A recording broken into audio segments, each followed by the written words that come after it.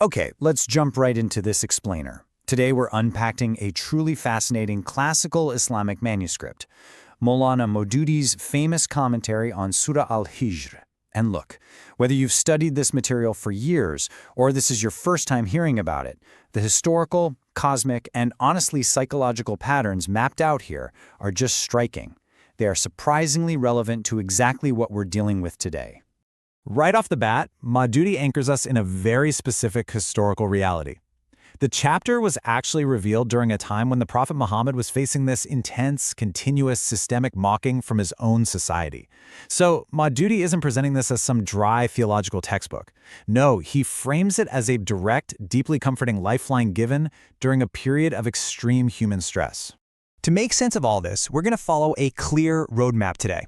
First, the context. Then, the cosmos. Third, the human condition. Fourth, historical precedents. And finally, the conclusion. But before we go any further, let's just quickly define our terms here so we're all on exactly the same page. Al-Hijr literally translates to the Rocky Tract. It's an ancient, historically significant city that gives this chapter its name. And Tafhim, that simply means comprehension or understanding. And that perfectly captures Maududi's whole goal, making these ancient verses totally clear and accessible to us today. Moving to Section 1, the Cosmos, Signs and Protection.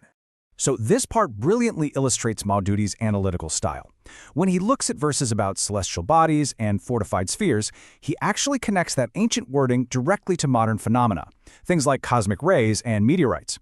He points out that the text frames these not just as pretty lights in the sky, but as a deliberate, invisible shield actively protecting the Earth.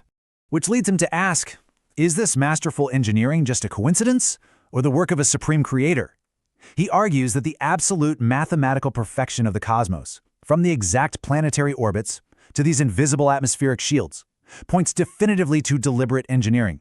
I mean, to attribute this flawless, massive system to just random chance, it completely defies logic. And then, the commentary does this elegant zoom-in, taking us from the massive scale of the universe right down to the delicate balance of Earth itself. Maududi expands on the incredible equilibrium of vegetation and rainfall. He points out how the water cycles and plant life are just perfectly calibrated. It's a fascinating way to present basic ecology as literal, tangible proof of intelligent design.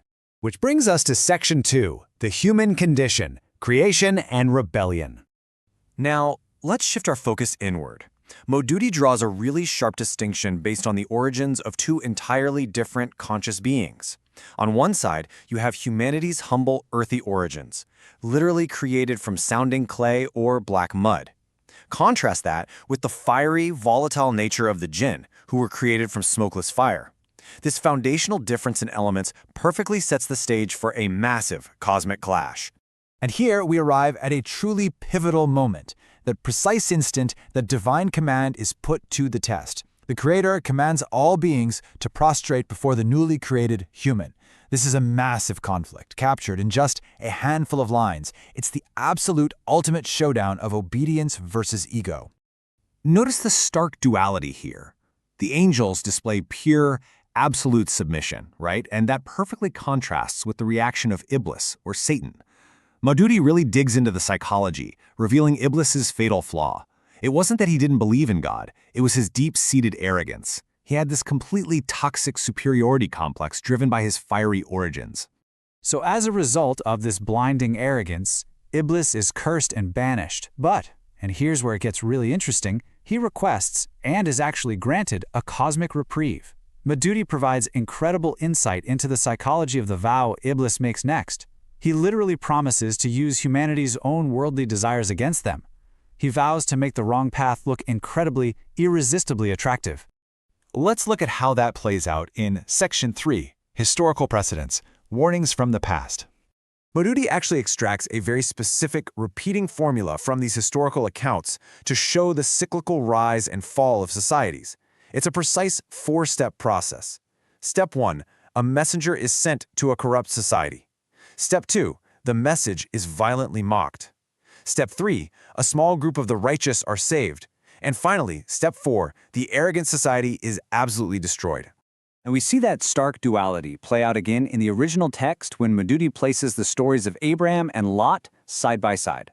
Picture this. On one hand, angels bring the glad tidings of new life to Abraham. But on that exact same journey, those very same angels are carrying impending, catastrophic destruction to the corrupt people of Lot.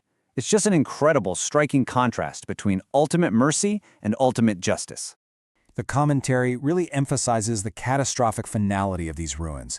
They turned the city upside down and rained brimstone upon them. Maududi points out a crucial detail here. These weren't just ancient, abstract myths to the people of Mecca. These destroyed cities were literally located on the very trade routes the Prophet's mockers traveled every single day. They were a permanent physical warning against moral decay, sitting right in their backyard. Let's move to Section 4, the fate of Al-Hijr. This brings us precisely to the namesake of the chapter, the ancient people of Thamud who lived in Al-Hijr. Maududi describes their sheer technological prowess. These people were incredible engineers. The text details how they carved massive, beautiful, and secure fortresses straight into the mountain rock. They genuinely believed they had conquered nature and achieved total physical security. But the crucial takeaway from Al-Hijr is the absolute danger of the illusion of invincibility. Think about it. They had incredible wealth and their mountain fortresses seemed entirely unassailable. Yet, despite all that advanced architecture, a sudden, devastating morning blast wiped them out completely. All that physical strength offered absolutely zero protection against divine judgment. Which leads us to our final part, Section 5, the conclusion, psychological comfort. As we zoom out from those historical ruins, Maududi highlights how the text provides immense practical comfort to the prophet. The verses speak directly to him, urging him not to be distracted or disheartened by the temporary material wealth of his mockers. The commentary reminds him, and by extension us, that true wealth is the profound truth he holds, and that the worldly success of corrupt people is totally fleeting. Instead of letting him give in to despair, the text delivers these powerful, actionable directives. It tells the prophet to proclaim the truth openly without fear, to completely ignore the mockers, to rely fully on divine protection, and to continue in his worship until certainty arrives, which, as Maududi explains, simply means until death. It's this profound call to unshakable resilience. And Maududi points out how this concluding section perfectly balances the harsh reality of worldly struggles with the absolute promise of divine support. It's beautiful, really. The chapter that began by addressing the intense, continuous stress of the prophet ends by handing him an anchor of ultimate peace and purpose. So as we wrap up this explainer, I want to leave you with a provocative thought. Looking back at Maududi's breakdown of human arrogance, the illusion of technological invincibility, and the cyclical nature of history, how do the cycles of these ancient civilizations mirror our own world today? It's something to really think about. Thank you so much for joining me on this journey through such a profound text. Keep learning, keep analyzing, and I'll catch you in the next one.